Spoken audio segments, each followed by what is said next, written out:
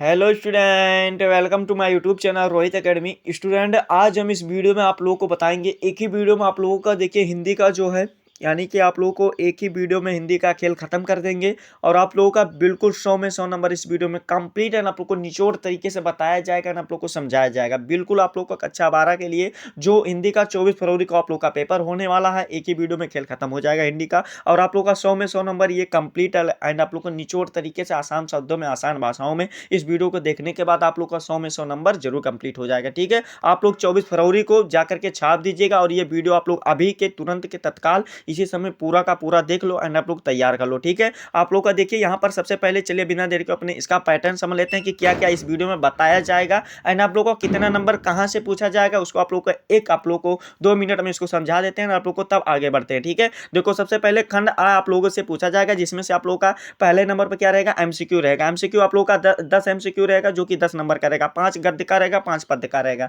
ठीक है, तो 10 नंबर इसका पूछा जाएगा। फिर दूसरा जो क्वेश्चन पूछा जाएगा गद्यांश पर आधारित प्रश्न पूछा जाएगा, जो कि आप लोग का 10 नंबर का रहेगा। यानी कि आप लोग का तीसरा जो पूछा जाएगा ये भी पद्यांश पर आधारित प्रश्न रहेगा, नंबर आप लोग का 10 ही रहेगा। फिर आप लोगों के लिए क्या पूछा जाएगा, साहित्य परिचय लेखक का पूछा जाएगा, यानी कि गद्य वाले में से पूछा जाएगा, और साहित्य परिचय आप लोग का कवि में से पूछा जाएगा, जो कि पद वाले में पूछा जाता है। 5-5 नंबर का ये रहेगा। फिर आप लोग का कहानी पूछा जाएगा, कहानी का आप लोग का सारांश लिखना होगा या कथावस्तु आप लोग को संक्षेप में बताना होगा। जैसे कि कहानी क्या क्या होता है, ये पंचलाइट होता है, बहादुर होता है, लाठी होता है और इत्यादि होते हैं। ठीक है, ये सब कहानी आप लोग को पूछे जा सकते हैं, इसमें में से आप लोग को इसको भी इसी वीडियो में बता देंगे। ठीक है, आप लोग को कंप्लीट करा देंगे। फिर आप लोग का खंड काव्य पूछा जाता है। खंड काव्य जो जो आप लोग का डिस्ट्रिक्ट रहेगा उसी के अनुसार आप लोग को होगा, यानी कि तैयार करना होगा। तो ये भी आप लोग को इस वीडियो में सभी के लिए कंप्लीट करा देंगे। ठीक है, खंड खा में जो आप लोग का पूछा जाएगा संस्कृत एंड आप लोग का व्याकरण के क्वेश्चन रहेंगे, हिंदी व्याकरण के क्या क्या रहेगा, संस्कृत गद्य पर संदर्भ सहित हिंदी में अनुवाद करना रहेगा। आप लोग का कितना नंबर का रहेगा, 7 नंबर का रहेगा। ठीक है, 7 नंबर का ये रहेगा। और संस्कृत श्लोक पर संदर्भ सहित यानी कि पद्यांश पर 7 नंबर का रहेगा।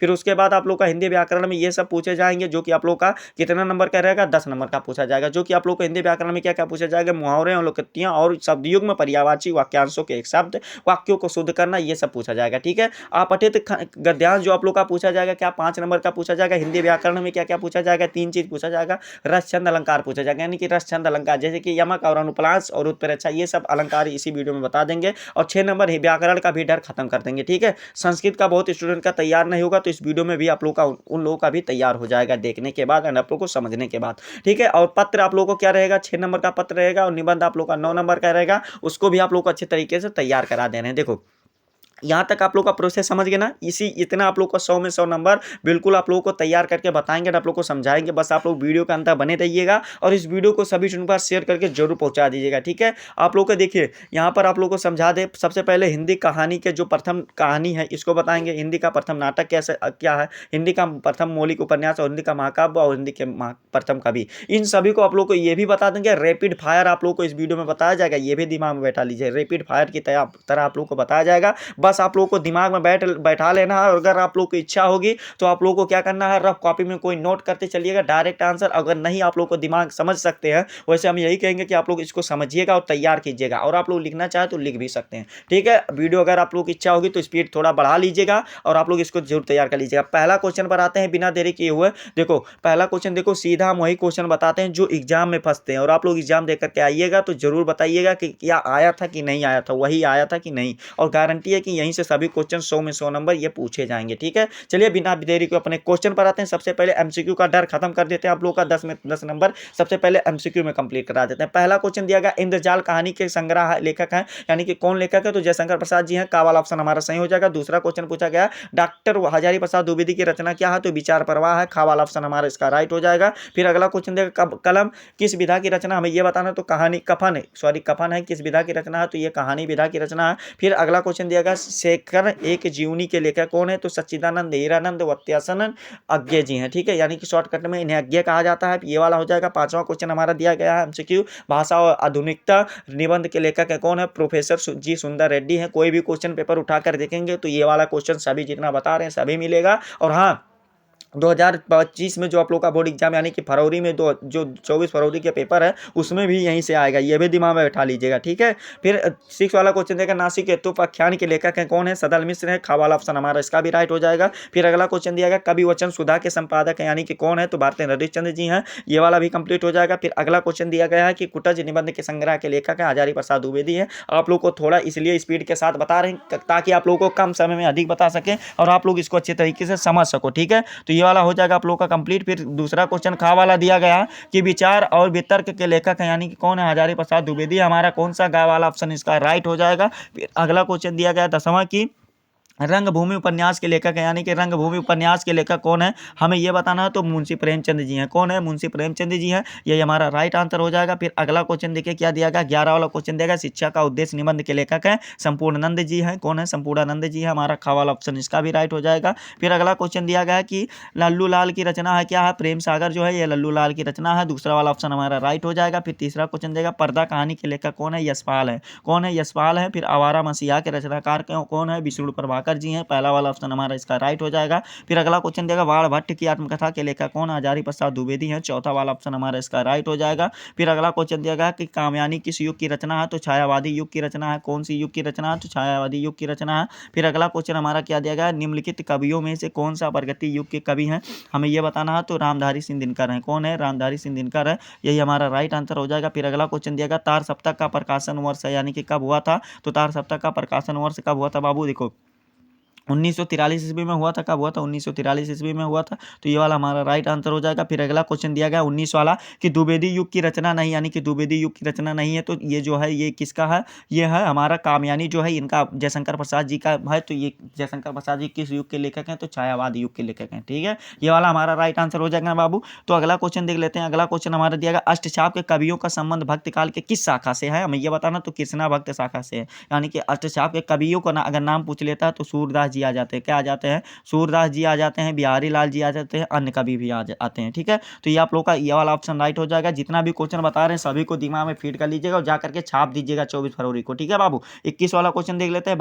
भाषा योग वशिष्ठ के लेखक कौन है, राम प्रसाद निरंजनी है, ये हमारा दूसरा गा वाला ऑप्शन राइट हो जाएगा। फिर अगला क्वेश्चन 22 वाला दिया गया कि अष्टयाम कीर्ति के लेखक यानी कि अष्टयाम कीर्ति के लेखक कौन है, नाभादास जी है। कौन है, नाभादास जी, हमारा कौन सा, ये गा वाला ऑप्शन राइट हो जाएगा इसका। फिर अगला क्वेश्चन दिया गया श्रृंगार रस के मंडन के रचनाकार हैं यानी कि इसके मंडन के रचनाकार कौन है, हमें यह बताना है, तो इसका कौन सा राइट आंसर हो जाएगा बाबू, देखो इसका क्या हो जाएगा, गोसाई विट्ठलनाथ हो जाएंगे, हमारा कौन सा गा वाला ऑप्शन इसका राइट हो जाएगा। फिर अगला क्वेश्चन दिया गया हिंदी का प्रथम मौलिक उपन्यास कौन सा है, हमें ये बताना, तो परीक्षा गुरु है। परीक्षा गुरु के लेखक कौन है, तो लाला श्रीनिवास दास जी हैं, ठीक है, लाला श्रीनिवास दास जी हैं, इसको भी आप लोग जान लीजिएगा। फिर अगला क्वेश्चन दिया गया आवारा मसीहा के रचना की विधा क्या है, तो जीवनी विधा है, क्या है, जीवनी विधा है, हमारा ये वाला ऑप्शन राइट हो जाएगा। फिर अगला क्वेश्चन दिया गया कि अग्नि का उड़ान की पुस्तक के लेखक यानी कि कौन है, तो डॉक्टर एपीजे अब्दुल कलाम है। कौन है, डॉक्टर एपीजे अब्दुल कलाम है, ठीक है। फिर अगला क्वेश्चन दिया गया है कि डिप्टी कलेक्टर के लेखक कौन है, तो अमरकांत जी हैं। कौन है, अमरकांत जी है। ब्राह्मण पत्रिका के लेखक कौन है, संपादक, तो इनका पत्रिका है,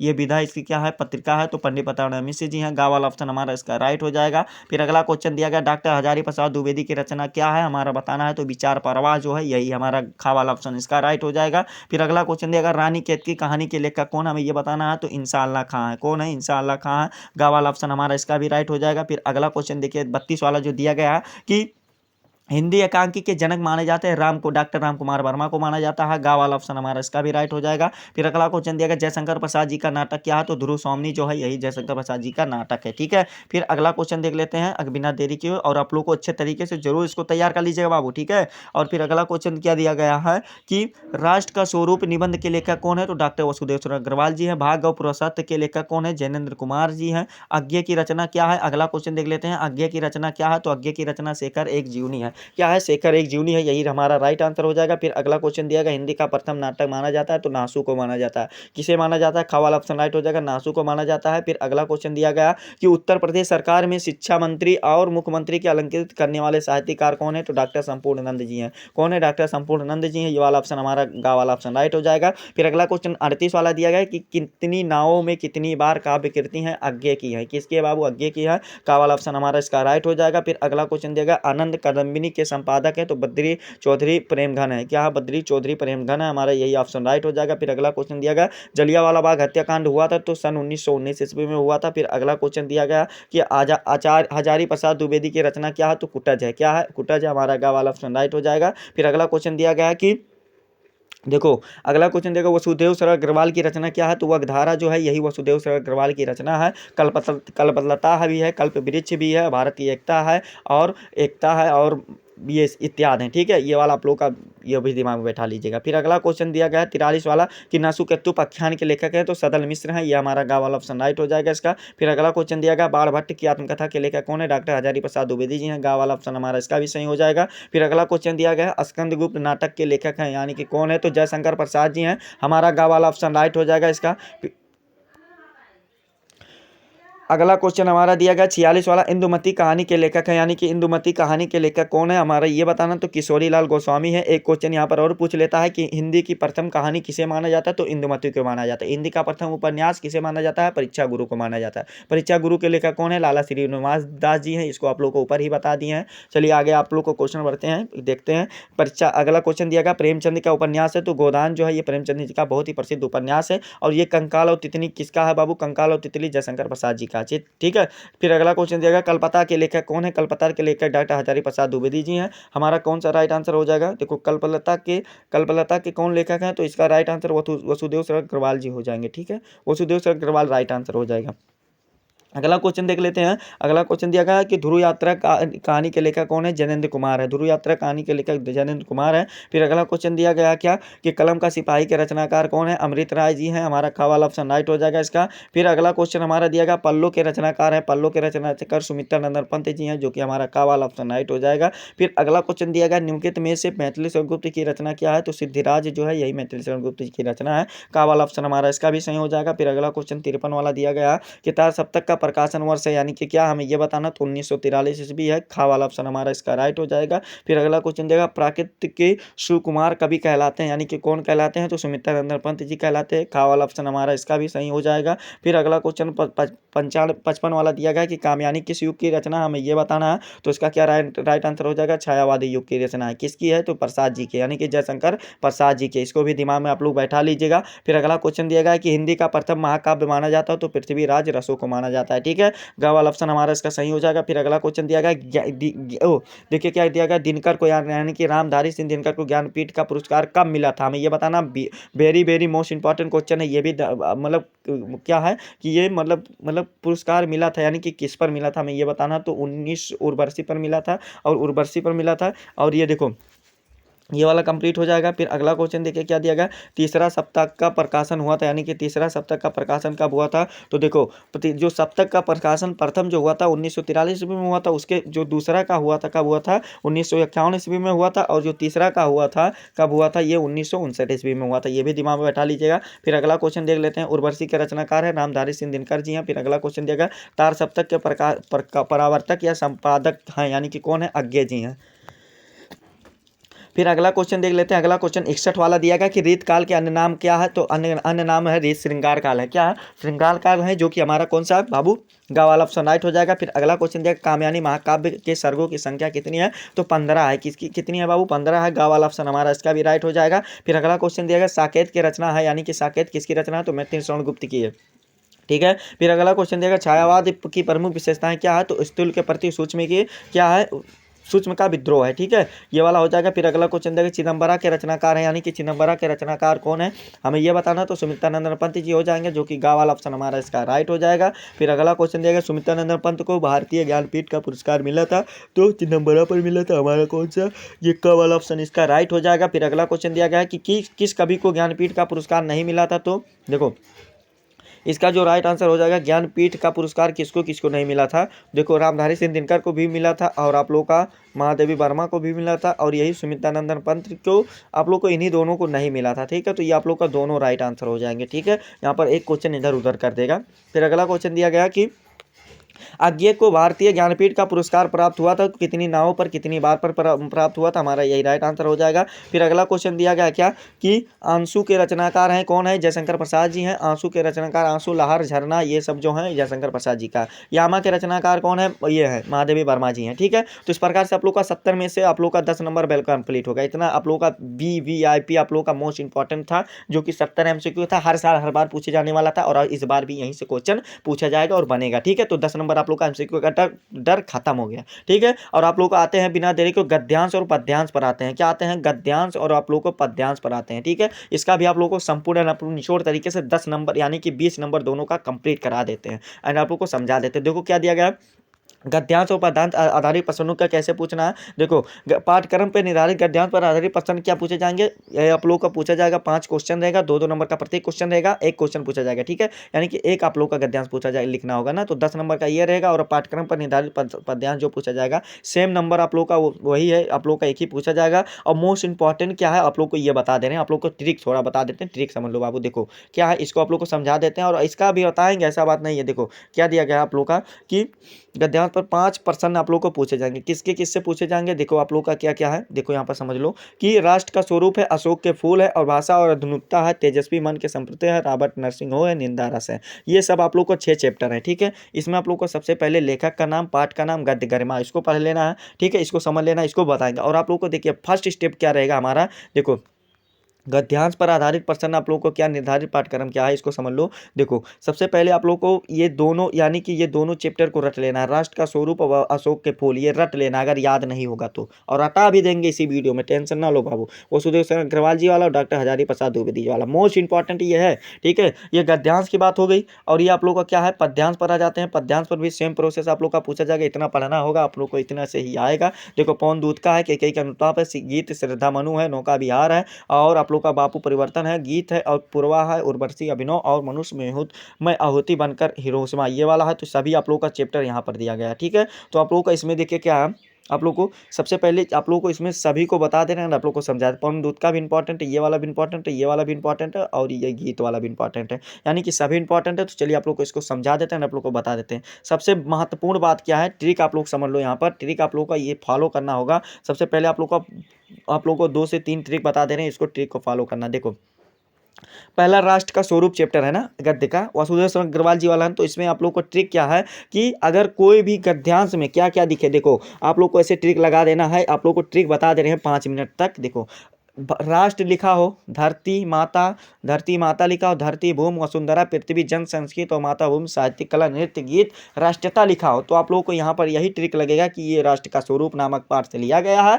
जिसके लेखक डॉक्टर वसुदेव शरण अग्रवाल जी हैं। तो ये वाला आप लोग समझिए ना बाबू, ये आप लोग का ट्रिक लगाना है। फिर दूसरा क्या रहेगा, अशोक के फूल वाला, जहाँ पर अशोक लिखा हो, अशोक का फूल लिखा हो, मानव जात का दुर्गम निर्मम धारा लिखा हो, कालिदास दुनिया बड़ी भुलक्कड़ है, अशोक वृक्ष लिखा हो, तो ये सब अशोक के फूल नामक पाठ से लिया गया है, समझ लेना है। और ये आप लोगों को ये ट्रिक बता रहे हैं याद करने के लिए कि आप लोगों को कोई भी गद्यांश आए तो आप लोगों को छोड़ना नहीं है। और भाषा और आधुनिकता में लिखा हो, भाषा की बात आवश्यक है, नए शब्द के नए मुहावरे लिखा गया, आधुनिकता लिखा गया है, पंडितों का दिमागी कसरत लिखा गया है, और फिर क्या लिखा गया है, ये सब लिखा गया। तो भाषा और आधुनिकता प्रोफेसर जी सुंदर रेड्डी पाठ से लिया गया है, तो ये वाला आप लोग का हो जाएगा। और हम और हमारा आदर्श पे आप लोग को क्या रहेगा कि समृद्ध लिखा हो, अध्यात्मक लिखा हो, भौतिक पदार्थ की इच्छा लिखा हो, समृद्ध देश लिखा हो, और देश युवा छात्रों और विकसित क्या लिखा हो, देश और विकसित भारत लिखा हो। तो ये डॉक्टर एपीजे अब्दुल कलाम भाषा और हम और हमारा आदर्श पाठ से लिया गया है। और रॉबर्ट नरसिंह होम यानी कि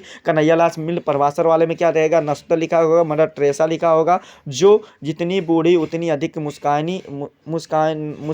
क्या दिया गया है, मुस्कानमयी, ये वाला आप लोग को लिखा हो। तो कन्हैयालाल मिश्र प्रभाकर वाला चैप्टर, निंदा रस वाला, हरिशंकर प्रसाद वाला निंदा दृष्ट और भीम ईर्ष्या दृश्य, ये सब लिखा होगा। तो आप लोग को क्या लिखना है, आप लोग का देखिए ये सब अगर आता है तो आप लोग को समझ लीजिए यहीं से आप लोग का आ रहा है। ठीक है, ये वाला आप लोगों को चलिए बता देते हैं। और आप लोगों को आते हैं गद्यांश पर, आते हैं क्या आते हैं, गद्यांश पर आते हैं, और सभी क्वेश्चन का आंसर आप लोगों को रूबरू कराते हैं, यानी कि आप लोग को बताते हैं, आप लोग को समझाते हैं। देखिए पहला गद्यांश जो आप लोग का पूछा गया है, देखिए आप लोग का क्या पूछा गया है, पहला गद्यांश आप लोग का पूछा गया, भूमि का निर्माण देवों ने किया, वह अनंत काल से है। तो यहाँ पर आप लोग को देखिए ये गद्यांश आप लोग को अगर याद होगा तो अच्छी बात है। गद्यांश को पढ़ेंगे नहीं हम, जो क्वेश्चन दिया गया उसको आप लोग को बताएंगे, और ये हर साल हर बार पूछा जाता है। ठीक है, 4 साल आप लोग का 4 से 6 साल ये हर साल लगातार लगातार ये पूछा गया सभी के बोर्ड एग्जाम पेपर में, और इस बार भी आप लोग का पूछा जाएगा। ठीक है, चलिए आप लोग का क्वेश्चन आते हैं। उपयुक्त गद्यांश का शीर्षक का नाम लिखना है, 2-2 नंबर का प्रत्येक क्वेश्चन रहेगा आप लोग का। फिर आप लोग का क्या दिया गया, राष्ट्र भूमि के प्रति हमारा आवश्यक कर्तव्य क्या है, किस प्रकार के राष्ट्रीयत्व को लेखक को निर्मूल कहा है, और यह पृथ्वी सच्चे अर्थों से किसकी जननी है, ये हमें बताना है, रेखांकित अंश की व्याख्या करना है। तो चलिए सभी क्वेश्चन का आंसर आप लोग को स्टेप बाय स्टेप समझा देते हैं, आप लोग को बता देते हैं। देखो क्या है, सबसे पहले इसको समझ लो। पहला क्वेश्चन है कि उपयुक्त गद्यांश का शीर्षक और लेखक का नाम लिखना, तो इसका आंसर लिखिएगा प्रस्तुत गद्यांश का शीर्षक राष्ट्र का स्वरूप है, उसके लेखक डॉक्टर वसुदेव अग्रवाल जी है। बाबू 2 नंबर आप लोग का लिख करके कंप्लीट हो गया। फिर अगला क्वेश्चन क्या दिया गया कि राष्ट्र के भूमि के प्रति हमारा आवश्यक कर्तव्य क्या है, हमें यह बताना। तो राष्ट्र के भूमि का हमारा आवश्यक कर्तव्य उसके भौतिक स्वरूप, सौंदर्य और समृद्धि के प्रति सचेत होना है। बस आप लोग को इतना लिख दीजिएगा, कंप्लीट हो जाएगा। फिर तीसरा क्वेश्चन पूछा गया किस प्रकार के राष्ट्रीयता को लेखक ने निर्मूल कहा, हमें यह बताना है। तो इसका आंसर लिखिएगा कि लेखक ने कहा है कि जो राष्ट्रीयता पृथ्वी के साथ नहीं जुड़ी होती है वह निर्मूल होती है, यानी कि वह उसकी कोई भी मतलब आवश्यकता नहीं होती है। ठीक है, ये वाला हो जाएगा। और फिर चौथा क्वेश्चन पूछा गया यह पृथ्वी सच्चे अर्थों से किसकी जननी, हमें यह बताना है। तो इसका आंसर लिखिएगा यह पृथ्वी सच्चे अर्थों के समस्त राष्ट्रीय विचारधाराओं की जननी है। बस आप लोगों का ये वाला भी 2 नंबर लिख करके वेल कंप्लीट हो जाएगा। फिर अगला क्वेश्चन देखिए क्या पूछा गया। अगला क्वेश्चन यहाँ पर भी आप लोग समझ सकते हैं, रेखांकित अंश की व्याख्या यहाँ पर भी दिया गया है। आप लोग को क्या दिया गया है, आप लोग को इसका रेखांकित अंश की व्याख्या हेडिंग बनाना है ब्लैक पेन से। इसमें क्या लिखना है कि राष्ट्रीयता की जड़ें पृथ्वी में जितने अधिक गहराई होंगी उतनी राष्ट्रीय की भावों का अंकुर पुष्पित और पल्लवित होगा, अर्थात राष्ट्रीय की आधार जितना अधिक सशक्त होगा राष्ट्रीय भावनाएं भी उतना ही अधिक विकसित होंगे। अतः प्रारंभ से ही अंत तक पृथ्वी का भौतिक स्वरूप की जानकारी रखना और उसके रूप, सौंदर्य और उपयोगिता एवं महिमा की पहचानना प्रत्येक मनुष्य का न केवल कर्तव्य है अपितु उसका धर्म भी है। आप लोग का ये हो जाएगा वेल कंप्लीट लिख करके। बस आप लोगों का ये मोस्ट इंपॉर्टेंट है, और आप लोग का 10 नंबर इसमें भी आप लोग का लिख करके वेल कंप्लीट हो जाएगा। बस इतना ही लिखना, आगे कुछ नहीं लिखना है। ठीक है, ये वाला कंप्लीट हो जाएगा ना बाबू। अगर आप लोग इच्छा होगी तो स्क्रीनशॉट भी मारते चलिएगा, स्क्रीनशॉट भी आप लोग ले दीजिएगा अगर आप लोग दोबारा रिवाइज करना हो तो। ठीक है, फिर अगला क्वेश्चन देख लेते हैं। अगला क्वेश्चन आप लोग का दूसरा क्या दिया गया है कि मगर उदास होना तो बेकार है। क्या है, बेकार है। आप लोग का देखिए ये वाला जो दिया गया है आप लोग का, यहाँ पर अशोक आ गया ना, तो अशोक के फूल से लिया गया। आप लोग को ऊपर ट्रिक बताए हैं, अगर आप लोग का इतना दिमाग नहीं काम कर रहा तो आप लोग भी समझ लो बाबू, आप लोग को इतना ट्रिक बता दे रहे हैं, आप लोग समझने के ऊपर डिपेंड करता है। और 100 में 100 नंबर इसी वीडियो में कंप्लीट तरीके से बताएंगे। ठीक है, भले ही हमारा ये वीडियो बहुत ही लंबा हो जाए, लेकिन आप लोग को एक ही वीडियो में बता देंगे 100 में 100 नंबर। ठीक है, आप लोग का चलिए ये आप लोग की इच्छा होगी तो पढ़ लीजिएगा। देखिए अशोक यहाँ पर आ गया, तो अशोक के फूल से यहाँ से भी लिखा गया अशोक, तो ये अशोक के फूल नामक पाठ से उद्धृत है, जिसके लेखक कौन है बाबू, आचार्य हजारी प्रसाद द्विवेदी हैं। चलिए क्वेश्चन देख लेते हैं क्या क्या दिया गया है। क्वेश्चन आप लोग का दिया गया गद्यांश का संदर्भ लिखना है और पंडिताई किस प्रकार का एक बोझ है, हमें ये बताना है। फिर अगला दिया गया प्रस्तुत गद्यांश की किसकी विवेचना की गई, हमें यह बताना है। फिर प्रस्तुत गद्यांश में लेखक किसकी मनोवृत्ति बदलने की बात कर रहा है, ये हमें बताना है। फिर रेखांकित अंश की व्याख्या करना है। सभी क्वेश्चन को चलिए आसान तरीके से आप लोग को स्टेप बाय स्टेप समझा देते हैं, आप लोग को बता देते हैं। ठीक है, देखो पहला क्वेश्चन क्या दिया गया, उपयुक्त गद्यांश का संदर्भ लिखिए, यानी कि प्रस्तुत गद्यांश का संदर्भ लिखना। तो इसका आंसर क्या लिखेगा, प्रस्तुत गद्यांश हमारी पाठ्य पुस्तक, इस प्रकार से भी लिख सकते हैं, ये वाला ट्रिक शॉर्टकट में लिख सकते हैं। प्रस्तुत गद्यांश आचार्य हजारी प्रसाद द्विवेदी द्वारा लिखित क्या अशोक के फूल नामक निबंध से उद्धृत है, इस प्रकार से भी लिख सकते हैं। और दूसरे तरीका से अगर आप लोग लिखना चाहें कि प्रस्तुत गद्यांश संदर्भ लिखना चाहे कि प्रस्तुत गद्यांश हमारी पाठ्य पुस्तक हिंदी के गद्य खंड में क्या अशोक के फूल नामक पाठ से लिया गया या संकलिप्त है, और जिसके लेखक कौन है, आचार्य हजारी प्रसाद द्विवेदी है। 2 नंबर लिख करके बाबू आप लोग का कंप्लीट हो गया। फिर अगला क्वेश्चन जो दूसरा पूछा गया कि पंडिताई किस प्रकार का एक बोझ, हमें यह बताना है। तो इसका आंसर क्या लिखेगा कि विद्वता से अहंकार उत्पन्न होता है, अहंकार मनुष्य के लिए बोझ बन जाता है, अतः पंडिताई अहंकार के रूप में बोझ है। ठीक है, ये वाला हो जाएगा। फिर तीसरा क्वेश्चन पूछा गया प्रस्तुत गद्यांश में किसकी विवेचना की गई है, हमें यह बताना है। तो प्रस्तुत गद्यांश में हमारी में मनुष्य की बदलती मनोवृत्ति का परिणाम की विवेचना की गई है, ये वाला भी लिख करके कंप्लीट हो जाएगा। फिर अगला क्वेश्चन दिएगा प्रस्तुत गद्यांश में लेखक किसकी मनोवृत्ति को बदलने की बात कर रहा है, हमें यह बताना। तो इसका आंसर लिखेगा कि प्रस्तुत गद्यांश में लेखक मनुष्य की मनोवृत्ति की बदलने की बात कर रहा है। ठीक है, ये वाला भी आप लोग का 2 नंबर लिख करके बाबू कंप्लीट हो जाएगा। और चलिए रेखांकित अंश की व्याख्या पूछा गया, तो रेखांकित अंश की व्याख्या भी आप लोग को समझा देते हैं, आप लोग को बता देते हैं आसान तरीके से। ठीक है, देखो रेखांकित अंश की व्याख्या हेडिंग बनाना है, इसमें क्या लिखना आप लोग समझिएगा कि रेखांकित अंश की व्याख्या क्या लिखना है कि द्विवेदी जी का कहना है कि मनुष्य की मनोवृत्ति यदि परिवर्तित हुए बिना यदि आगे बढ़ सकता है तो शायद वह कभी नहीं बदलती है। यदि वह ना बदलती है तो व्यावसायिक संघर्ष का शुभारंभ हो जाता है और मशीनें घर घर कर चल पड़ती है और विज्ञान क्या होते हैं, प्रगति की ओर होती हैं। और यह तो क्या है, यह सब अच्छा ना होता और लेकिन लेखक पंडिताई का को एक बोझ मानता है, क्योंकि वह अब जीवन को समस्याओं को सुलझाने में सहायता करने के लिए अपेक्षा एक उलझन पैदा होता है, यानी कि उत्पन्न होता है या पैदा होता है। ठीक है, पांडित्य की गंभीरता को ओढ़ कर मनुष्य जल्दी ही डूबता है और जब तक यह पांडित्य व्यक्तित्व पर बोझ स्वरूप रहता है तभी तक उलझन है, किंतु जब तक व्यक्तित्व का घुल मिलकर उसका एक भाग बन जाता है तब वह क्या हो जाता है, हल्का हो जाता है और जीवन को देखने के लिए एक नई दृष्टि देता है। इस प्रकार से ये लिख करके हमारा बेल कंप्लीट हो जाएगा। फिर अगला क्वेश्चन देख लेते हैं। अगला क्वेश्चन आप लोग का दिया गया, कहते हैं दुनिया वाली भुलक्कड़ है। ये वाला आप लोग का लिया गया है, ये भी आचार्य हजारी प्रसाद द्विवेदी वाला है। देखो अशोक यहाँ पर प्रयोग हुआ तो अशोक ही पाठ से लिया गया। इसमें आप लोग का पाठ और लेखक का नाम बताना है, तो पाठ का नाम बता देते हैं, रेखांकित इसकी व्याख्या करना है और ये 4 क्वेश्चन पूछे गए, इसका भी आप लोग का आंसर बता देते हैं। देखिए क्या दिया गया कि उपयुक्त गद्यांश के पाठ और लेखक का नाम बताना। तो उपयुक्त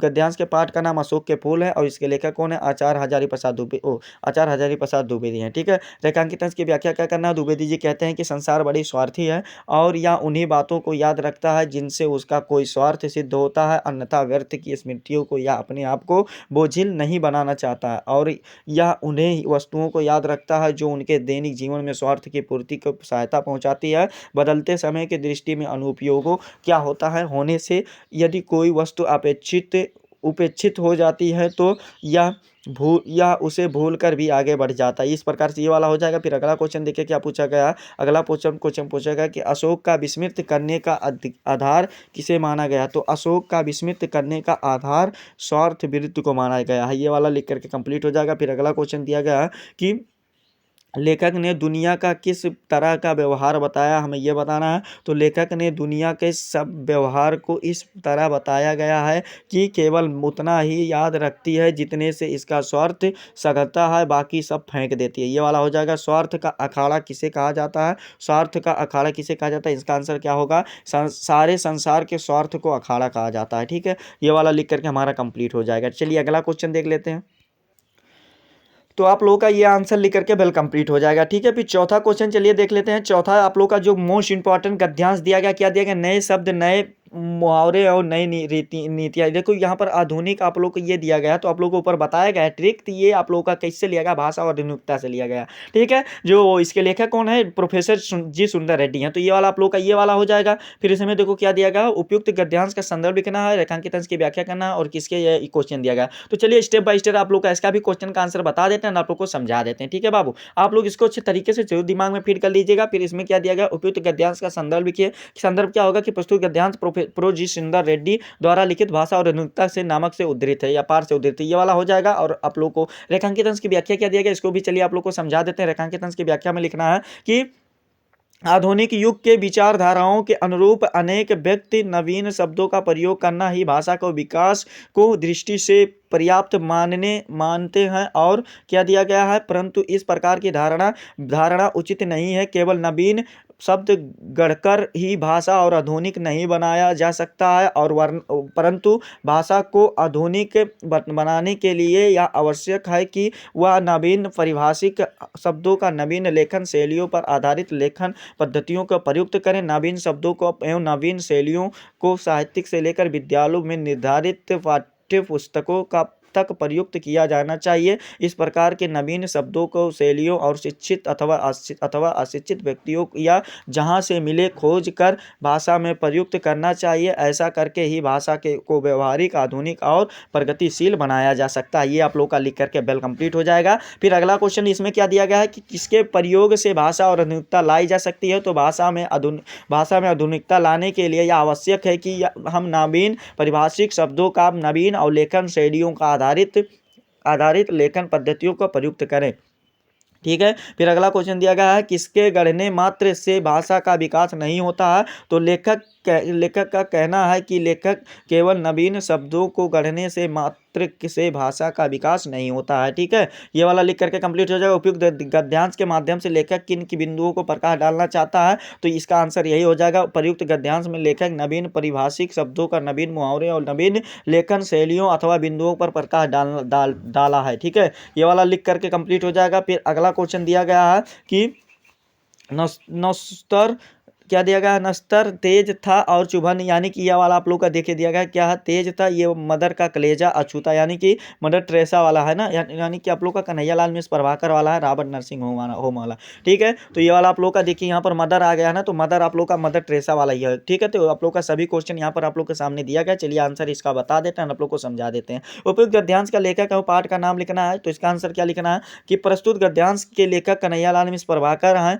और इस पाठ का नाम रॉबर्ट नर्सिंग होम है। ठीक है, ये वाला हो जाएगा। फिर दूसरा क्वेश्चन इसमें पूछा गया, मनुष्य के बीच दीवारें किसने खड़ी की, हमें ये बताना है। तो लेखक के अनुसार मनुष्य के बीच मनुष्य ने ही दीवारें खड़ी की हैं। ये वाला आंसर लिख करके कंप्लीट हो जाएगा। फिर अगला क्वेश्चन दिया गया है कि लेखक ने प्रश्न के उत्तर में मदर टेरेसा को क्या कहा है, हमें ये बताना है। तो इसका आंसर क्या हो जाएगा, लेखक ने प्रश्न के उत्तर में मदर टेरेसा बोली है कि हिटलर बुरा था और उसने लड़ाई छेड़ी है और उससे इस लड़की का भी घर ढह गया है और मेरा भी, और फिर भी हम दोनों एक हैं। ठीक है, फिर अगला क्वेश्चन दिया गया है कि प्रस्तुत गद्यांश में लेखक ने किस बात का संकेत किया है। तो प्रस्तुत गद्यांश में लेखक ने मानव की भेद भावनाओं को संकेत किया। ये वाला भी आंसर लिख करके वेल कंप्लीट हो जाएगा। फिर अगला क्वेश्चन दिया गया, गद्यांश के लेखक का रेखांकित अंश की व्याख्या कीजिए, हमें ये बताना। तो इसका आंसर क्या लिखना है, लेखक ने मदर टेरेसा से पूछा है कि आप फ्रांस की है और सिस्टर क्रिस्टहेल्ड आपके शत्रु देश जर्मनी की है,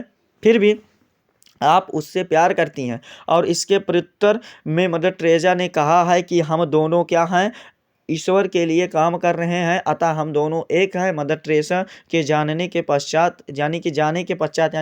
के बाद लेखक ने सोचा है कि मानव ने ही मानव से लड़ाने के लिए भौगोलिक एवं जाति वर्ग के आदि अनगिनत दीवारें खड़ी कर दी हैं, अन्यथा ईश्वर ने तो सभी को समान बनाया है, यानी कि सभी को समान बनाया है या बताया है। ठीक है, ये वाला भी लिख करके कंप्लीट हो जाएगा। फिर अगला क्वेश्चन निंदा रस वाला दिया गया, यानी कि निंदा आप लोग को दिया गया ना, यानी कि निंदा हरिशंकर परसाई वाला है। तो ये वाला भी आप लोग को इच्छा होगी पढ़ लीजिएगा। जो क्वेश्चन दिया गया आप लोग को चलिए समझा देते हैं, आप लोग को बता देते हैं क्या दिया गया। उपयुक्त पद्यांश का संदर्भ लिखना है। तो प्रस्तुत गद्य प्रस्थित व्यंग्यकार हरिशंकर प्रसाद जी द्वारा लिखित निंदा रस नामक पाठ से उद्धृत है। निंदा की प्रवृत्ति कब बढ़ती है, हमें यह बताना है। तो निंदा की लेखक का कहना है कि जैसे जैसे व्यक्ति कर्महीन होता जाता है वैसे वैसे उसमें निंदा की प्रवृत्ति बढ़ती है। ये वाला लिख करके वेल कंप्लीट हो जाएगा। फिर अगला क्वेश्चन दिया गया, देवताओं को भय क्यों बना रहता, हमें यह बताना। तो इसका आंसर लिखेगा, देवताओं को कर्महीनता की स्थिति में ही अप्रतिष्ठित होने का भय बना रहता है। फिर अगला क्वेश्चन दिया गया कि निंदा का उद्गम स्थल क्या है, निंदा का उद्गम स्थल कर्महीनता है। ठीक है,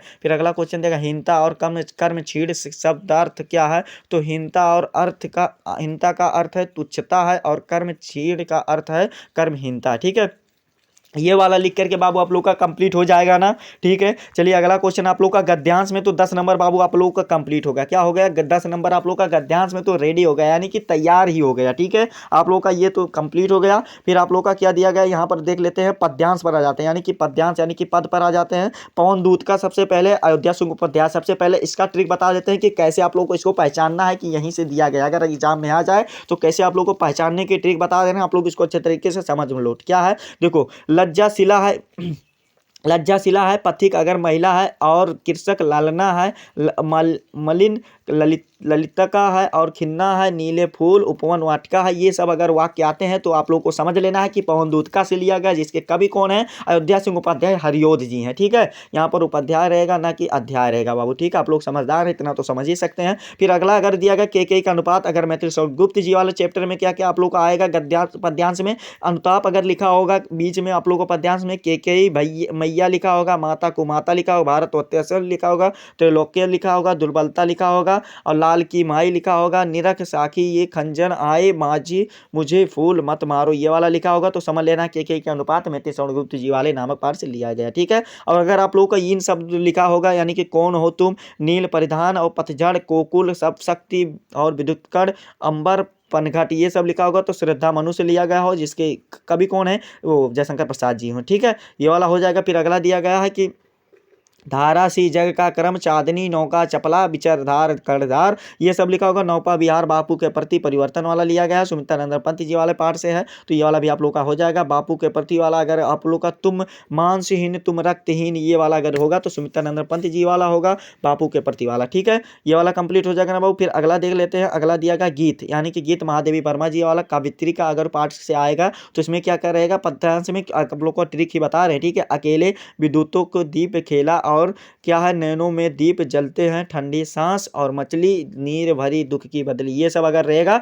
तो समझ लेना है कि गीत से लिया गया, यानी कि महादेवी वर्मा जी वाला। ठीक है, ये वाला कंप्लीट हो जाएगा। फिर अगला दिया गया अभिनव मनुष्य पूर्वा उर्वशी से अगर आप लोग का रामधारी सिंह दिनकर में क्या कह रहेगा, मानव मनुष्य पुरुष और विचित्र, ये सब अगर रहेगा। सृष्टि के श्रृंगार और धनुष और बाण रहेगा, तो ये सब समझ लेना है कि आप लोग को कहाँ से लिया गया है, तो ये आप लोग को रामधारी सिंह दिनकर से लिया गया। ठीक है, फिर अगला दिया गया मैंने आहुति बनकर देखा हिरोशिमा आगे, यानी कि सच्चिदानंद हीरानंद वक्त्यासन आगे वाला अगर पाठ से रहता तो मैं कब कहता हूँ आहुति सूरज और निकला छाए बादल और जन और कब की सूरज, ये सब अगर होगा तो समझ लेना ये लिया गया। तो इतना ही पद्यांश का ये ट्रिक है। ठीक है, आप लोग को पद्यांश पढ़ाते हैं, उसका क्वेश्चन का आंसर बताते हैं, आप लोग को समझाते हैं अच्छे तरीके से, आसान शब्दों में आसान भाषाओं में। देखो समझो बाबू, पहला क्या दिया गया, लज्जाशिला पथिक महिला ने कहीं दृष्टि आए, होने देना भिक्त वासना तो ना तू सुंदरी को, जो थोड़ी सी शर्मित वह गोद ले श्रांति खोना, ओठों की और कोमल कोमल क्या है, कोमल क्या दिया गया है, ओठो वो कमल मुख की मलताएं मिटाना, ये वाला दिया गया आप लोग का। ये वाला चलिए क्वेश्चन जो दिया गया आप लोग को पद्यांश से पढ़ लेना है। आप लोग को यहाँ पर दिया गया ना, लज्जाशिला आ गया तो ये कहाँ से लिया गया, पवन दूतका से ही तो लिया गया है, अयोध्या सिंह उपाध्याय वाला। आप लोग को ऊपर ट्रिक बता दिया। आप लोग का सभी क्वेश्चन जो दिया गया इसका आंसर बता देना, हम लोग समझा देते हैं। पहला क्वेश्चन इसमें दिया गया, दिए गए पद्यांश का कवि और कविता का नाम लिखना है। तो चलिए सबसे पहले कवि और कविता का नाम बता देते हैं। इसमें लिखना है कि प्रस्तुत पद्यांश कवि का नाम अयोध्या सिंह उपाध्याय हरियोद है, और शीर्षक यानी कि क्या है, पवन दूत का, ये वाला लिख करके कंप्लीट हो जाएगा। फिर इसमें क्वेश्चन क्या पूछा गया, राधा पवन दूत का से राह में पथिकों को साथ कैसा व्यवहार करने के लिए कहती है, तो इसका आंसर क्या लिखना है कि राधा पवन दूतका से कह रही हैं कि यदि मार्ग में कोई लज्जाशिला स्त्री दिखाई दे तो उसके वस्त्र को मत उड़ाना, और थकी हुई प्रतीत हो तो उसकी थकावट को दूर कर देना। ये आप लोगों का होकर लिख करके कंप्लीट हो जाएगा।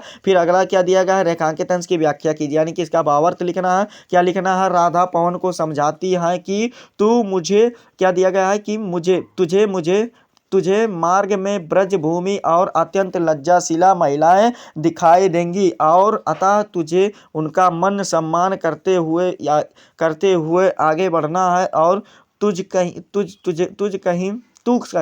नहीं बाबू, तू कहीं अपनी चंचलता का प्रदर्शन करते हुए उनके वस्त्रों को उड़ाकर उनके कोमल लंगों, क्या दिया गया कि अनावृत मत कर देना, और ऐसी चंचलता किसी भी दृष्टि से ना उचित है और ना ही क्षम्य है। यदि थकी हो तो उन्हें गोद में उठाकर शांति प्रदान करना, और उनके ओठ और कमल जैसे मुख पर आई, क्या दिया गया है, मलिनता को मिटा देना। इस प्रकार से ये वाला लिख करके कंप्लीट हो जाएगा। फिर अगला चौथा क्वेश्चन क्या पूछा गया है कि राधा कृषक ललना की थकावट दूर करने के लिए पवन को क्या समझाती हैं, हमें ये बताना है। तो राधा पवन से कहती हैं कि कोई थकी हुई कृषक ललना यदि खेत में दिखाई पड़े तो तुम धीरे धीरे उसके पास जाना और उसकी थकावट दूर कर देना। बस ये वाला आंसर लेकर के कंप्लीट हो जाएगा। फिर अगला क्वेश्चन दिया गया, व्योम कृषक ललना की भुतंगना का अर्थ लिखिए। तो व्योम का मतलब होता है आकाश होता है, कृषक ललना का मतलब किसान स्त्री होता है, और भुतंगना का मतलब क्या होता है, स्त्री होता है। ये आप लोग का लिख करके बाबू कंप्लीट हो गया, यानी कि इसमें 10 नंबर आप लोग का कंप्लीट हो गया। फिर दूसरा पद्यांश क्या दिया गया, इसको भी आप लोग को समझा दे रहे हैं। देखो, कहते आते हैं अभी नरदेही, यानी कि ये वाला दिया गया ना, तो ये वाला भी आप लोग का मैथिली श्रवणगुप्त जी वाला के अनुपात से लिया गया है। कुमाता और माता यहाँ पर यूज हुआ ना, आप लोग को ट्रिक आप लोग अगर जानते होंगे तो कुमाता और पुत्र आ गया, इतना ट्रिक है, तो ये आप लोग का के अनुपात से लिया गया है। चलिए इसमें आप लोग को क्वेश्चन जो दिया गया इसका आंसर बताते हैं, आप लोग को समझाते हैं। पहला क्वेश्चन दिया गया आपकी पाठ के शीर्षक और रचयिता का नाम लिखना, के का अनुपात शीर्षक हो जाएगा, और रचनाकार यानी कि मैथिली श्रवणगुप्त जी हो जाएंगे, कवि हो जाएंगे। ठीक है, फिर अगला क्वेश्चन देख लेते हैं। दूसरा क्वेश्चन क्या पूछा गया, दूसरा क्वेश्चन पूछा गया कैकेयी को अब अनगिनत है बाबू, यहाँ अवगिन नहीं है, अनगिनत रानी क्यों कहा गया हमें ये बताना है, अभागिन रानी क्यों कहा गया ये हमें बताना है। ठीक है, अभागिन ही है। ठीक है, अनगिनत नहीं बाबू, अभागिन है। इसका आंसर क्या लिखेगा, कैकेयी को अपना स्वार्थ साधने के लिए भगवान राम को वन भिजवाया था। स्वार्थ के कारण युगों युगों तक माता और ना कुमाता पुत्र कुपुत्र भले ही कहावत चरितार्थ रहेगी। ये आप लोग का लिख करके कंप्लीट हो जाएगा। फिर अगला क्वेश्चन दिया गया है कि इस पद्यांश में कवि ने किस प्रसंग का उल्लेख किया हमें यह बताना है। तो इसका आंसर क्या लिखेगा, इस पद्यांश में कवि की माँ कैकेयी अपने किए गए पश्चाताप करती हुई अपने को धिक्कारती है। ये आप लोग का लिख करके कंप्लीट हो जाएगा। फिर अगला क्वेश्चन दूसरा देखिए क्या दिया गया है, रेखांकित अंश की व्याख्या कीजिए। यानी कि रेखांकित अंश की व्याख्या करके हमें बताना। तो रेखांकित अंश की जो इतना ही रेखांकित किया गया है, देखो भले ही आप लोग का अलग अलग हो लेकिन एक ही में कर दीजिएगा। ठीक है, आप लोग को अलग एक ही में कर देंगे, बहुत ही अच्छा रहेगा। आप लोग का देखिए क्या लिखना है रेखांकित अंश की व्याख्या में कि हे पुत्र राम, अभी तक लोग कहावत के रूप में यही कहते आए हैं कि पुत्र माता के प्रति चाहे कितने अपराध कर लें किंतु माता कभी भी उस पर क्रोध नहीं करती हैं और ना ही वह क्रोध पर भरपूर पुत्र की कोई आहत करती है। ये आप लोग का लिख करके कंप्लीट हो जाएगा। फिर अगला क्वेश्चन दिया गया पांचवा कि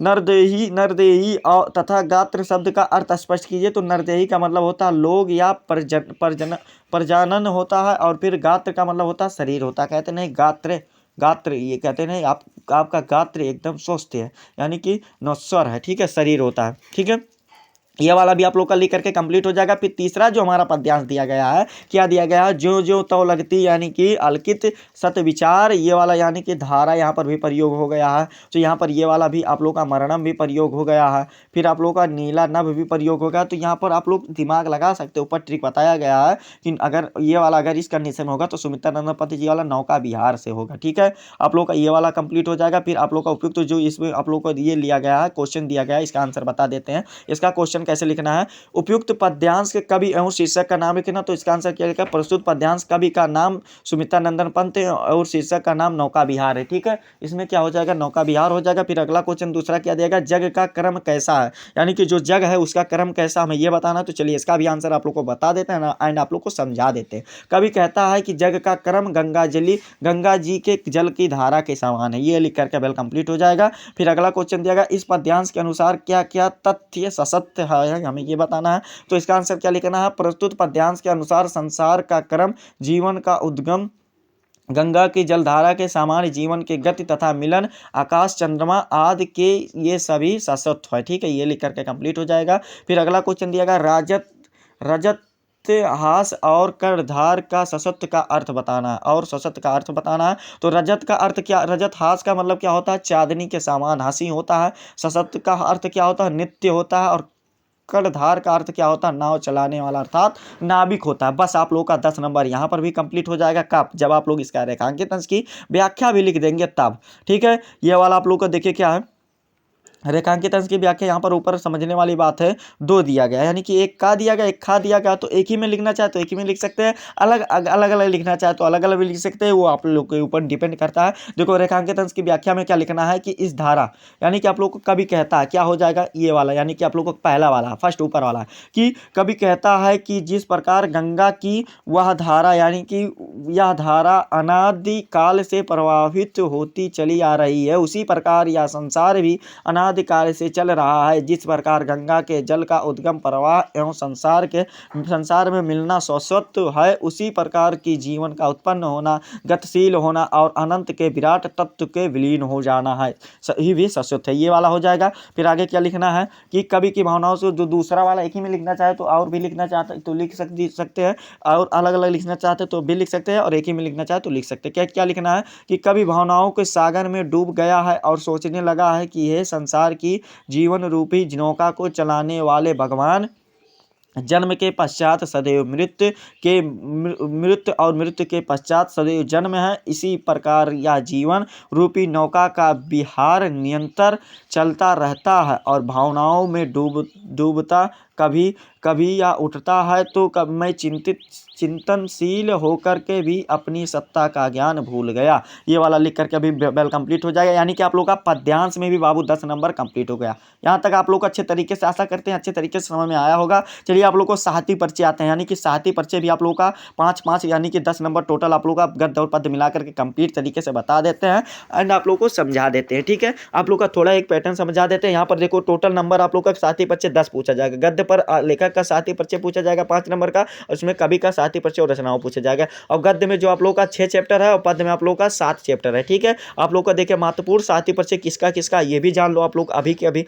देखो गद्य में जो इंपॉर्टेंट है, सबसे महत्वपूर्ण है, 5 नंबर आप लोग का ये बता दे रहे हैं। देखो गद्य में जो सबसे इंपॉर्टेंट है किसका, डॉक्टर वसुदेव अग्रवाल जी का, हजारी प्रसाद द्विवेदी जी का है, हरिशंकर प्रसाई और डॉक्टर एपीजे अब्दुल कलाम जी का। ठीक है, ये मोस्ट इंपॉर्टेंट है। और पद्य में किसका है, अयोध्या सिंह उपाध्याय जी का है, मैत्री गुप्त जी का, जयशंकर प्रसाद जी का है, महादेवी वर्मा जी का है और अज्ञे का है। तो ये आप लोग को 4 इसमें इंपॉर्टेंट है, 4 ही आप लोग को, 4 इसमें भी इंपॉर्टेंट है। ठीक है, 5 नंबर आप लोग का ये, आप लोग को यह भी 10 नंबर टोटल कंप्लीट तरीके से बता दे रहे हैं। ठीक है, आप लोग को देखिए कैसे यहाँ पर कुछ मतलब बता रहे हैं कि सबसे जो इंपॉर्टेंट है 3 से 4 ही याद कर लीजिएगा, या वासुदेव अग्रवाल जी का, या प्रोफेसर सुंदर रेड्डी वाला, या ये वाला आप लोग को ये वाला तैयार कर लीजिएगा। 3 ही तैयार कर लीजिएगा, उसमें 2 ही तैयार कर लेंगे तब भी चलेगा, 3 तैयार कर लेना, नहीं 4 तैयार कर लीजिएगा बाबू। देखो क्या करना है आप लोग को, अयोध्या सिंह उपाध्याय, जयशंकर प्रसाद जी और ये दोनों महिलाओं को, सुमित्रा नंदन पंत और महादेवी वर्मा का। ठीक है, अच्छे तरीके से तैयार कर लीजिएगा, ये वाला भी कंप्लीट हो जाएगा। चलिए अब तैयार करके बता देते हैं। ठीक है, देखो सबसे पहले आप लोग को यहाँ पर एग्जामिनर साहित्य परिचय में क्या क्या देखता है इसको समझ लो। देखो सबसे पहले एग्जामिनर जो रहता है ज़्यादा चीज़ खास चीज़ नहीं देखता है, यही देखता है, आप लोग को बता रहे हैं कि आप लोग इसको गलती ना करो। ठीक है, सबसे पहले नाम, लेखक का जो कवि का नाम पूछता है, देखता है कि अच्छा लिखा गया है कि नहीं, सही लिखा गया कि नहीं। जन्म स्थान देखता है और DOB यानी कि डेट ऑफ बर्थ देखता है, उनका जन्म स्थान और यानी कि उनका जन्म तिथि यानी कि कब उनका जन्म हुआ था ये देखता है। फिर आप लोग का पुरस्कार कौन सा मिला था, रचनाएं क्या क्या था, और रचनाएं 2 नंबर का पूछा जाता है, ये वाला भी 5 से 6 रचनाएं लिख दीजिएगा, कंप्लीट हो जाएगा। मृत्यु देखता है, बस ये देखता है। ठीक, फिर आगे देखिए क्या लिखना है आप लोग को। सबसे पहले लेखक का आप लोग को बता दे रहे हैं, आप लोग को समझा दे रहे हैं, आप लोग इसको अच्छे तरीके से समझ लो। बस देखो क्या दिया गया, लेखक का आप लोग को नाम लिखना है, वसुदेव अग्रवाल जी हो जाएगा, ये हो जाएगा आप लोग का। इनका 1904 और 1967 में मृत्यु और रचनाएं इनका है। पृथ्वीपुत्र है, कल्पतरा है, कल्पवृक्ष है और संस्कृत माताभूमि वाग्धारा है, ये सब है। कन्हैयालाल मिश्र प्रभाकर जी का 1906 में हुआ था जन्म, 1995 में इनका मृत्यु हो गया, ये रचनाएं हैं। हजारी प्रसाद द्विवेदी जी का 1907 में, 1979 में इनका मृत्यु हो गया था। बाल भट्ट की आत्मकथा, अनाम का पोथा और पुनर्वा, अशोक का फूल, ये सब इनकी रचनाएं हैं। प्रोफेसर सुंदर रेड्डी जी का 1919 ईस्वी में आंध्र प्रदेश में हुआ था, 1900, ये आप लोग को शॉर्टकट बता रहे हैं अच्छे तरीके से। तो ये आप लोग को इनकी रचनाएं हो जाएगा, मेरे विचार हो जाएगा, भारत की भाषा उनका ये हो जाएगा। ठीक है, फिर आगे देखिए क्या दिया गया आप लोग का, लेखक का आप लोग का ये यहाँ पर आप लोग का हरिशंकर प्रसाद ये वाला दिया गया। MP में हुआ था इनका जन्म, 1924 और 95 में हुआ था। APJ अब्दुल कलाम ये 1931 में हुआ था। इनके आप लोग का देखिए रचनाएं यहाँ पर हैं। ठीक है, ये सभी का हो जाएगा आप लोग को रचनाओं, ये ट्रिक बता रहे हैं आसान तरीके से याद करने वाला।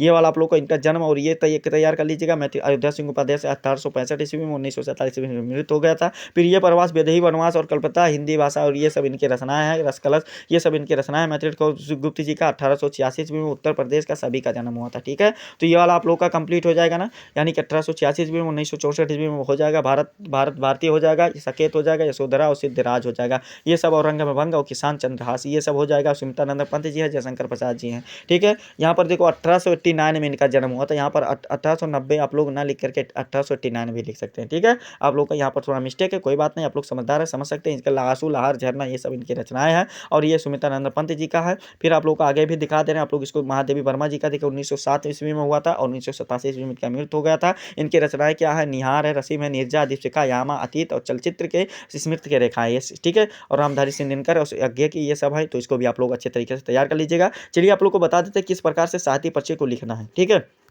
5 नंबर का आप लोग को तीनों को बता देते हैं, 5 नंबर कंप्लीट तरीके से बता देते हैं और इनमें भी आप लोग को 3 बता देते हैं। ठीक है, 5 नंबर कंप्लीट तरीके से बता देते हैं। साहित्य परिचय में आप लोग को क्या क्या लिखना है, इस प्रकार से जीवन परिचय नहीं बनाना है, जन्म की शुरुआत शिक्षा माता पिता से करना है, आप लोग को ट्रिक बता रहे हैं अच्छे तरीके से लिखने के। साहित्यिक सेवाएं, कीर्तियाँ और रचनाएं को लिखना है, भाषा शैली, साहित्यिक योगदान ये सब लिख देना है। ठीक है, आप लोग को कैसे लिखना है आप लोग यहाँ पर स्क्रीन पर देख लीजिए, आप लोग अच्छे तरीके से तैयार कर लीजिएगा। देखिए आप लोग को इतना अच्छे तरीके से बता दे रहे हैं, आप लोग जरूर तैयार कर लीजिएगा। ठीक है बाबू, हजारी प्रसाद द्विवेदी का सबसे पहले यहाँ पर है जन्म स्थान 1907 ईस्वी में। इस प्रकार से आप लोग को लिखना है। आप लोग को स्क्रीन पर दिखा रहे हैं, आप लोग की इच्छा होगी तो स्क्रीनशॉट मार लीजिएगा या वीडियो को रोक करके यानी कि स्टॉप करके पढ़ लीजिएगा। ठीक है, साहित्य पर्चे आप लोग इसको अच्छे तरीके से आप लोग तैयार कर लीजिएगा बाबू। यहाँ तक आप लोग साहित्य पर्चे हो जाएगा, यानी कि आप लोग को साहित्यिक सेवाओं में योगदान किस प्रकार से था ये आप लोग का लिख करके इनका कंप्लीट हो जाएगा। अगर ये भी लिखना चाहे तो लिख सकते हैं, आप लोग का फुल में फुल नंबर दिया जाएगा। भाषा में भाषा शैली भी लिखना चाहे तो ठीक है। फिर आप लोग का वसुदेव शरण अग्रवाल जी का बता देते हैं, इनका जन्म जीवन परिचय हो जाएगा। फिर साहित्य परिचय हो जाएगा। कीर्तियाँ या रचनाएं एक ही होता है बाबू, कीर्तियाँ इनका हो जाएगा। फिर साहित्यिक में स्थान भी लिखना चाहे तो लिख सकते हैं। ठीक है,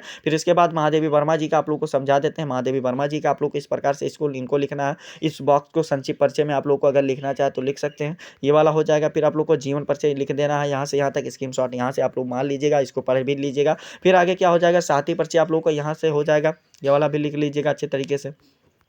रचनाएं और साहित्यिक में स्थान भी आप लोग अच्छे तरीके से इसको तैयार कर लीजिएगा। सुमित्रानंद पंत जी का ये वाला है तो इसको भी अच्छे तरीके से आप लोग तैयार कर लेना है। कवि का जीवन परिचय और ये वाला दिया गया तो इसको भी अच्छे तरीके से आप लोग तैयार कर लेना है। ठीक है, ये आप लोग का साहित्य परिचय इनका हो जाएगा। फिर पंत जी की प्रमुख रचनाएं क्या क्या है, लोकातान है, बीड़ा है, पल्लो है, गुंजन है, ग्रंथ है, ये सब हो जाएगा। अन्य कृतियाँ जो है आप लोग को यहाँ पर अगर शॉर्टकट में लिखना चाहे तो लिख सकते हैं। ठीक है, ये वाला हो जाएगा ना बाबू। फिर आप लोग को आ जाता है जयशंकर प्रसाद जी का। चलिए जीवन परिचय आप लोग इसको अच्छे तरीके से देख लो। आप लोग को इसलिए दिखा दे रहे हैं कि आप लोग इसको पढ़ लेंगे अच्छे तरीके से एंड आप लोग समझ लेंगे। ठीक है, जयशंकर प्रसाद जी का जीवन परिचय यहाँ तक हो जाएगा। फिर साहित्य परिचय आप लोग को देख लेते हैं। साहित्य परिचय यहाँ तक आप लोग को ये वाला हो जाएगा। फिर आप लोग को इनके रचनाओं और इनके बारे में देख लिया, ये रचनाएं हैं आप लोग को इसको रचनाओं को भी देख लेना है। फिर आप लोग का ये 10 नंबर यानी कि आप लोग का गद्य पद मिला करके रचना साहित्य परिचय और जीवन परिचय और रचनाओं मिला करके 10 नंबर वेल कंप्लीट हो जाएगा। ठीक है, फिर आप लोग आते हैं कहानी पर आते हैं। क्या आते हैं, कहानी पर आते हैं। इसको आप लोग को बता देते हैं, आप लोग को समझा देते हैं, स्टोरी पर आते हैं। ठीक है, आप लोग का देखिए क्या दिया गया, पाठ्यक्रम के निर्धारित आप लोग को इतना ही पढ़ना है जो कि आप लोग का 5 नंबर रहेगा।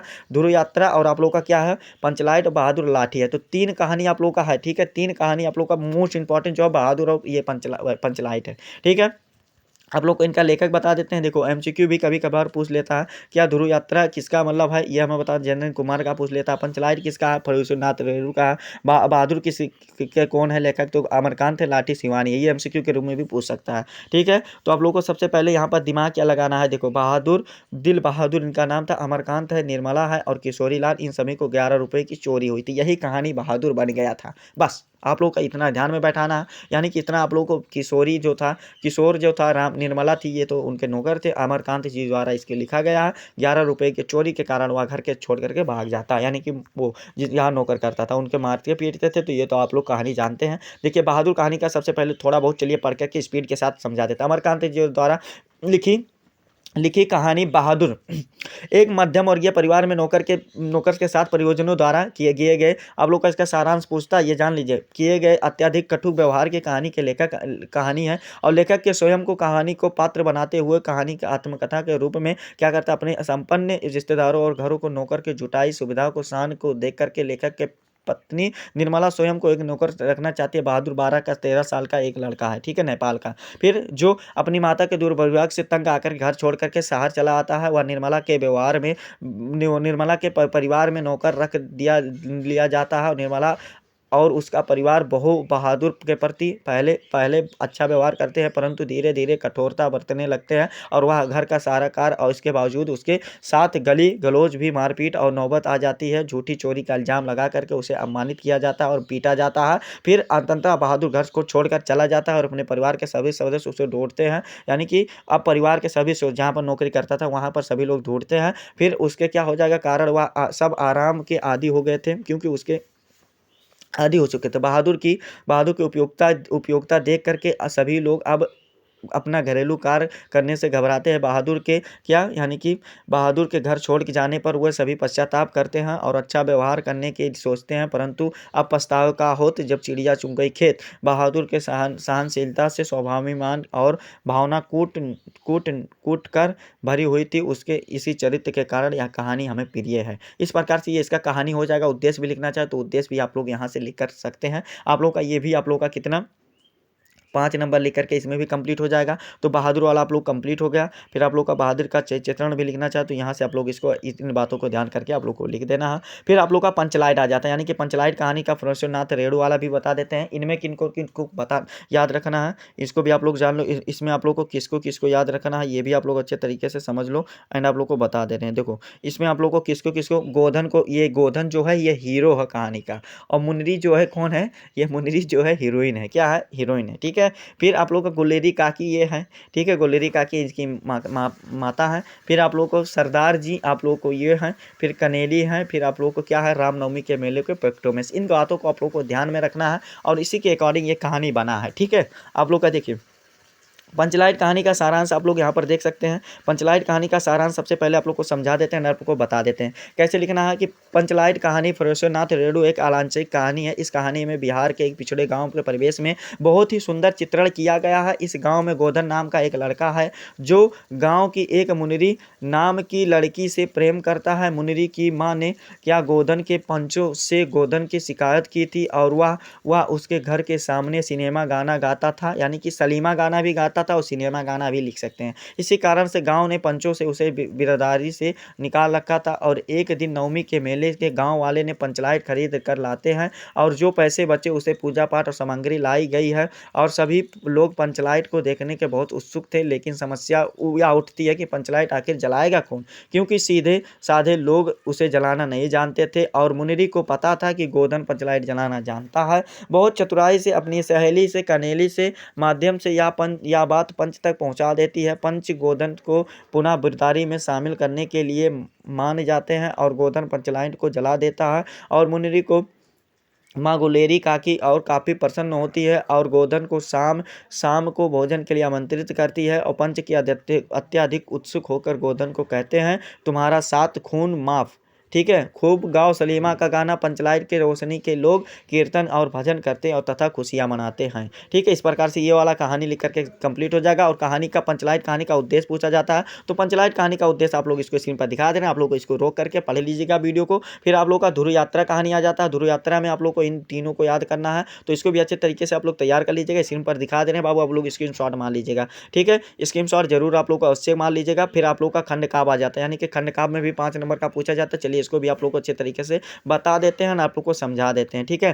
खंड काव्य में आप लोग को किस प्रकार से तैयार करना है, देखो स्वपठित आप लोगों को तैयार करना है। क्वेश्चन आप लोग को एक ही करना है, चाहे आप लोग ये वाला कीजिए चाहे अथवा वाला कीजिए, ये भी दिमाग में बैठा लीजिएगा। अधिकतम शब्द आप लोग को एक ही पर्सन को करना है, यहाँ पर लिखा गया ना। तो जो आप लोग का डिस्ट्रिक्ट में होगा उसको अच्छे तरीके से जरूर आप लोग तैयार कर लीजिएगा, ठीक है बाबू। आप लोग को वैसे एक एक बता देने, आप लोग को सभी एक एक बता देने, ठीक है। चाहे आप लोग मुक्ति रश्मि रथी हो या ये हो या कोई भी हो, आप लोग का देखिए आप लोग को यहाँ पर बता देने कौन कौन जनपद कहाँ कहाँ पढ़ना है। देखो मुक्ति यज्ञ कहाँ पढ़ना है, कानपुर, जौनपुर, मुरादाबाद, फैजाबाद, एटा और ललितपुर जनपदों के लिए आधारित है। और फिर क्षेत्र की जीत कहाँ पढ़ना है, लखनऊ, इटावा, बलिया, बिजनौर, झांसी, भदोही, प्रतापगढ़, रामपुर और तथा पीलीभूत में पढ़ना है। रश्मि रथी कहाँ पढ़ना, वाराणसी, बुलंदशहर, मथुरा, मुजफ्फरनगर, फतेहपुर, उन्नाव और अन्य देवरिया अन्य जिलों में पढ़ना है, ठीक है। फिर आलोक वृत्त कहाँ पढ़ना है, इसको भी आप लोग जान लो कहाँ के लिए अनिवार्य है, प्रयागराज, अलीगढ़, सहारनपुर, फरुखाबाद, मैनपुरी, मिर्जापुर तथा सीतापुर पढ़ना है। त्यागपति कहाँ पढ़ना, आगरा, गोरखपुर, गाजीपुर, बरेली, सुल्तानपुर, जलौन, लखीमपुर खीरी और गोंडा और शाहजहांपुर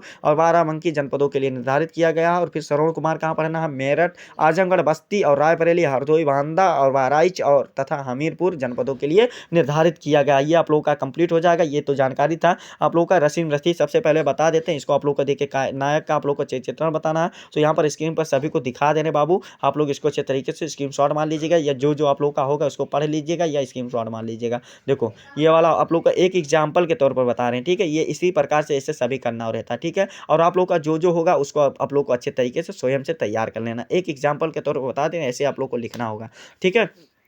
जो आप लोग का होगा उसको अच्छे तरीके से तैयार कर लेना है और आप लोग को जितना बताएगा उतना अच्छे तरीके से तैयार कर लेना है, ठीक है। और रही आप लोग का संस्कृत और व्याकरण की बात, तो वो वाला आप लोग का ऑलरेडी चैनल पर आप लोग को अपलोड कर दिया है पेपर, आप लोग को उसको अच्छे तरीके से जरूर देख सकते हैं, ठीक है। पेपर में सभी पेपर के सेट में करा दिए हैं, उसको आप लोग को देखिए। यहाँ पर आप लोग को थोड़ा ऊपर आते हैं, आप लोग को थोड़ा ऊपर आते हैं, यहाँ पर आप लोग को समझाते हैं कि आप लोग को क्या था पैटर्न। यहाँ पर आप लोग को देखिए समझिएगा, पैटर्न आप लोग का यही था ना। तो आप लोग का यहाँ पर 50 नंबर कंप्लीट हो गया, ठीक है। और रही 50 नंबर की बात, आप लोग यही सोच रहे होंगे कि ये 50 नंबर क्यों नहीं कंप्लीट कराए हैं। तो आप लोग का देखिए 50 नंबर में आप लोग का क्या था, यहाँ पर समझने वाली बात, संस्कृत का जो गद्यांश पद्यांश है आप लोग का एक पेपर है, वायरल पेपर है, जो कि जिसमें आप लोग का 100 में 100 नंबर कंप्लीट तरीके से बताएं, उसमें ही करवा दिया गया है। तो ये वाला भाई आप लोग का 14 नंबर ये वाला कंप्लीट हो गया। हिंदी व्याकरण में भी आप लोग का मुहावरा और लोकोक्ति आसान ही होता है, ये वाला सभी स्टूडेंट कर लेते हैं, ये वाला भी कर दिया गया। अपठित जो गद्यांश रहता है, ये वाला तो स्टूडेंट ऐसा रहता कि आप लोग पढ़े नहीं रहेंगे, उसी में से छाड़ करके लिखना होगा, तो ये आप लोग को बताने की आवश्यकता ही नहीं है,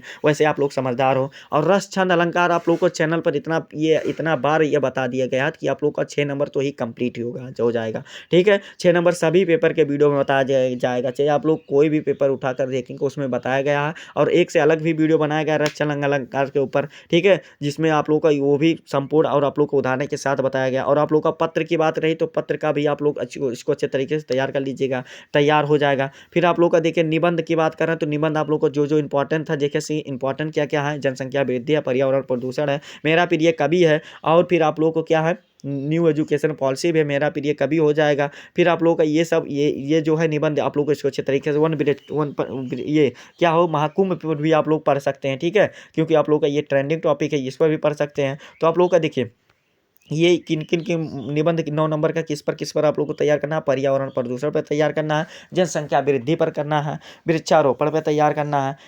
फिर आप लोगों को किस पर करना है, आप लोगों को उस पर कर लीजिएगा, किस पर, देखिए ये मेरा प्रिय कवि पर कर लीजिएगा, और ये हो जाएगा। और इस पर पत्र पर किस पर तैयार कीजिएगा, पत्र पर आप लोगों को प्रधानाचार्य को आप लोगों को पत्र लिखना है, फीस माफी के लिए या पुस्तकालय मंगवाने के लिए, और गंदगी को साफ करने के लिए या दोस्त को आमंत्रित करने के लिए, बस पत्र इसी पर तैयार करना है। क्या करना है बाबू, इसमें 170 नंबर तो आप लोग का, ये 50 नंबर तो आप लोग इतना कंप्लीट करा दिया कि हमारे जुबान पे वो आ गया है, ठीक है, यानी कि आप लोग को हमको याद हो गया अच्छे तरीके से ये वाला, ठीक है, यानी कि अच्छे तरीके से संपूर्ण आप लोग को निचोड़ तरीके से ये कंप्लीट हो गया। तो आप लोगों को 100 नंबर यहाँ पर कंप्लीट हो गया ना, जैसा आप लोग को बताए थे वैसा आप लोग को कंप्लीट एंड अपने निचोड़ तरीके से इस वीडियो में संपूर्ण तरीके से बता दिया, आप लोग को समझा दिया। आप लोग को ये हमारा प्यारा सा लवली सा वीडियो कैसा लगा बाबू, कमेंट करके जरूर बताएं। हाँ, अगर आप हमारे चैनल पर नए हो तो चैनल को बाबू सब्सक्राइब कर लीजिएगा, बेल आइकन दबा दीजिएगा। और आप लोग वीडियो को शेयर नहीं करते हो, आप लोगों की डिमांड पर इतना मेहनत से वीडियो बनाया जाता है एंड आप लोग को समझाया जाता है, लेकिन वीडियो को आप लोग शेयर नहीं करते हो ना, तो आप लोगों के लिए यही काम रहेगा।